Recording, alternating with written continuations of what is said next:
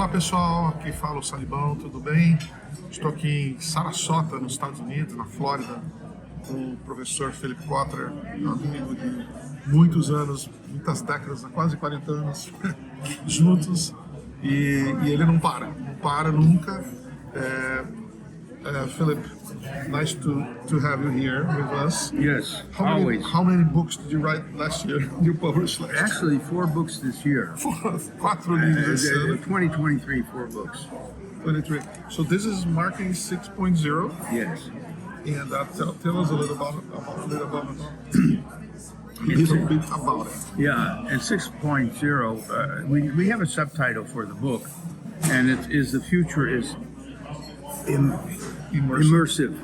And what we mean by that is that we're going to succeed if we can create experiences for customers that they really learn from and enjoy and immerse themselves in. Now, most experiences are casual and not special or memorable. When you go into a shop, you go in, you buy something, you leave. Can the shop offer you an immersive experience? Can they use AI to create something for you? For example, a woman's coming into the store and there's a lot of dresses and she can't try each one on that she likes. So can they say, oh, we have a system where we can superimpose any dress on your pattern, on your body, and you don't do anything, and now you can see yourself how that dress will enhance your... So immersive is partly using AI to help people have more confidence and speed in making a decision. So then we also, in this book, get into the creation of new, what we call metaverses. Remember, there's a whole company, of course it's Facebook, that changed its name to Meta because they were fascinated with the idea that the computer, the digital age, allows us to create new realities. And now some metaverses are decentralized. Anyone can go in, put on their apparel, their disguise in a sense, and do things and leave and go and so on. There's some that are governed metaverses that have a central leadership. So it's explored in this Marketing 6.0 how metaverses will end up operating. Now, it's important to realize that a camera just came out. You know, the glasses that you need for dealing with the metaverse, and Apple just came out. Unfortunately, it's $3,000 for the, and they're even wondering if it's going to sell well at that price.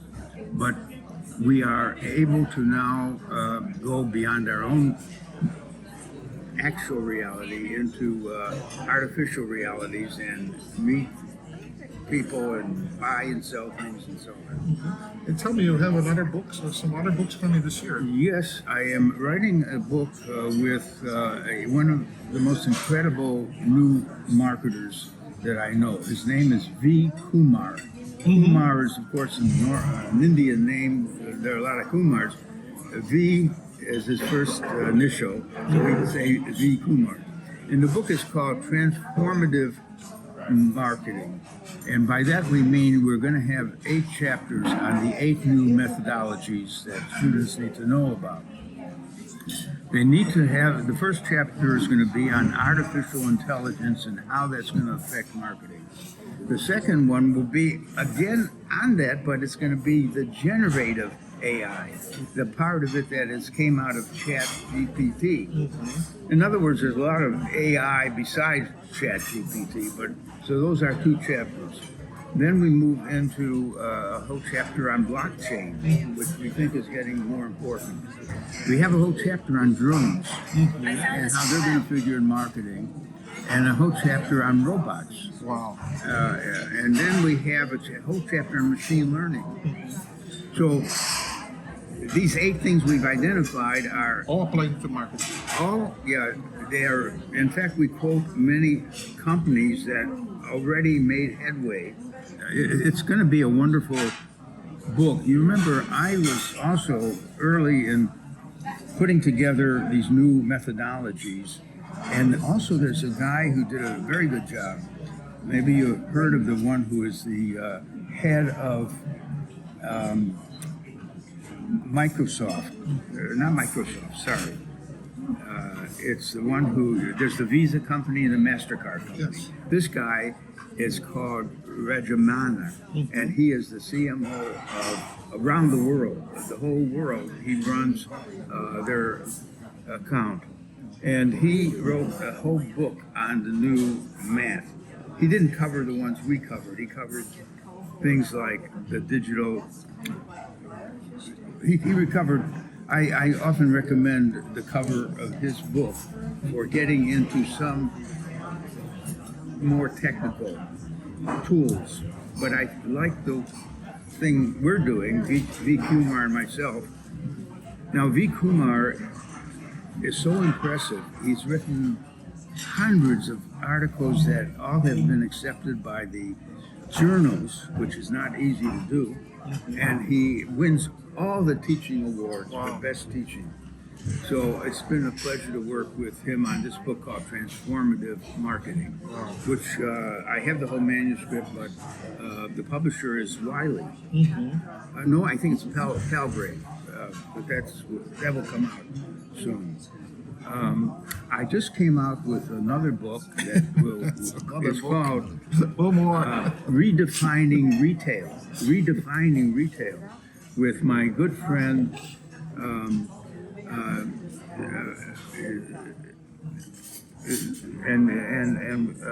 he is Giovanni Stigliato, and it's about retailing has to be changing considerably in the new world, and we have had great endorsements to the new book from people running retail enterprises.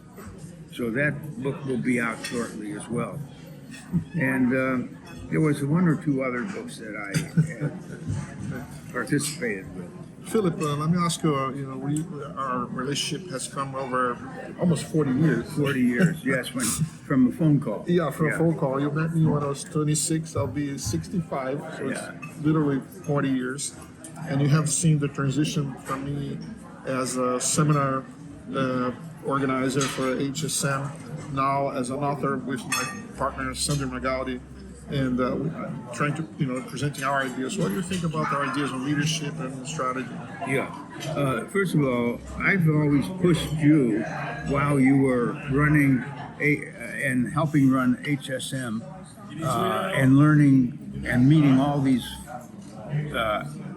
wonderful CEOs and so on, that you should start doing your own talking too. Sure. You not only were hearing these people, you probably in private conversations were asking questions of them and expanding your knowledge. So I was so gratified when you finally decided that you're gonna, turn over to putting some of your own ideas, which is really, it starts out as trying to compile the ideas of such great people in a mix that is communicable and can be studied by other CEOs and managers.